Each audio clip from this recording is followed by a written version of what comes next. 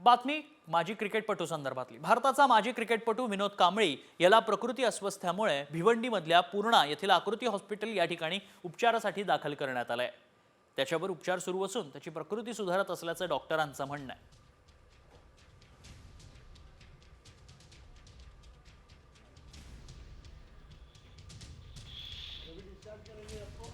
विनोद कांबळी यावर पुन्हा हॉस्पिटलमध्ये उपचार केले जात आहेत।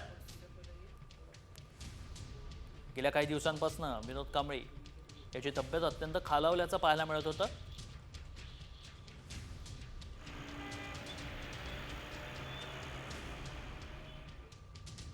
हे माणूस आहे ना, जे आता आम्ही मला इथे आणलं हे बघा ताकद आहे अजून पण।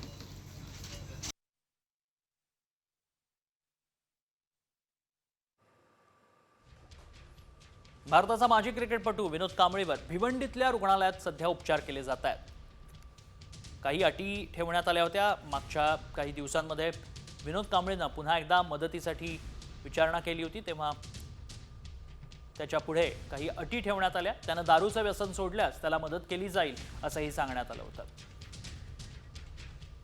भिवंडीतल्या आकृती हॉस्पिटलमध्ये सध्या विनोद कांबळीवर उपचार केले जात आहेत।